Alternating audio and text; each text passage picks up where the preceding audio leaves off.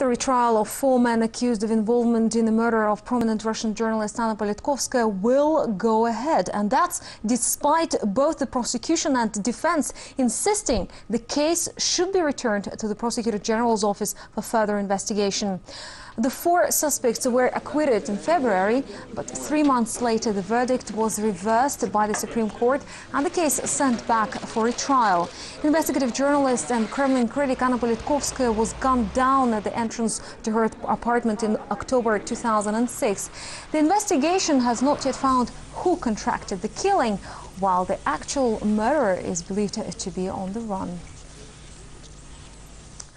A 12-year-old Afghan boy arrested 7 years ago for throwing a hand grenade at American soldiers was reportedly only released last week.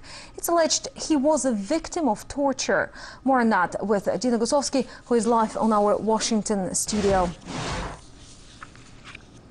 Hi there. Well, this case just keeps getting more and more interesting, and we have a real treat for you today because one of Jawad's military defense lawyers is here in our studio. Eric Montalvo, a U.S. Marine Corps major, says he has information about the kind of evidence the U.S. government would use if it were to file another case against Jawad. Now, let's not forget, Mohammed Jawad, back in 2002, was accused of throwing a grenade in Kabul and injuring 2 U.S. soldiers. He was then taken to Guantanamo Bay and became one of the youngest detainees to be held there.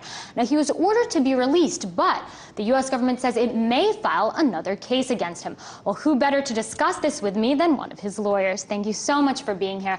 So the U.S. government says if we have another case, we have evidence and we have witnesses. You actually spoke to some of these star witnesses. Who are they and what are they expected to say? That's correct. I went to Afghanistan twice, and I've spoken with all of the principal witnesses that the government has put forward thus far, including the new evidence that they're alleging that they have. And I'll give you 2 examples.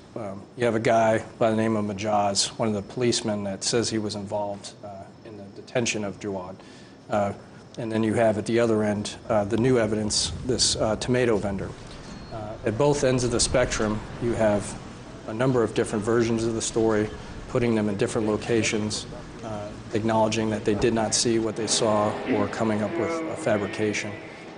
You have the issue of them being given certain things during these interviews. In Majaz's case, $400.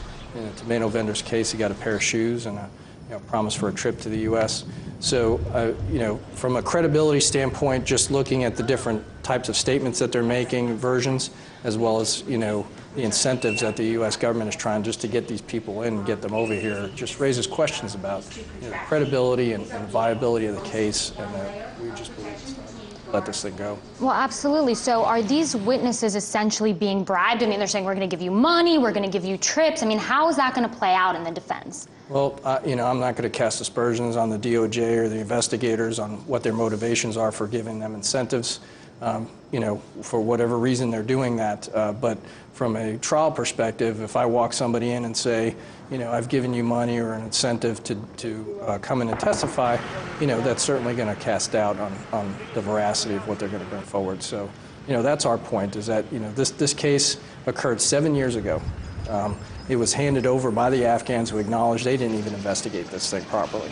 And so now we're going to ask the U.S. government to go back and investigate a crime that happened in another country when there's no evidence, and what they have right now is not credible. I'm glad you mentioned that. Are you going to use that, the fact that Afghan officials say they want to see him back in Afghanistan, and, they want to be able to actually have this case there because they say, like you said, this case was mishandled, there was not a clear investigation. So are you going to really use that in your defense, in Jawad's defense, to say, look, maybe he shouldn't even be tried here. If anything, he should be tried in Afghanistan?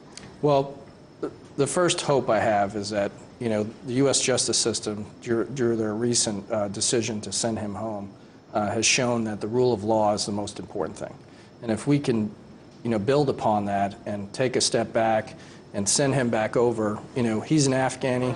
Let the Afghan government, take care of their own citizen the way that they're going to handle it. I believe him to be innocent, but that's for the Afghan government to make that determination. I'm just hopeful that the U.S. government will finally acknowledge that this case does not have merit, and we need to move forward. It's going to be so interesting to see what happens. Thank you so much for being here today. We're going to be back here in just an hour with another live interview, but for now, back to you in Moscow. Well, thank you, Dina, and thank you to your guests.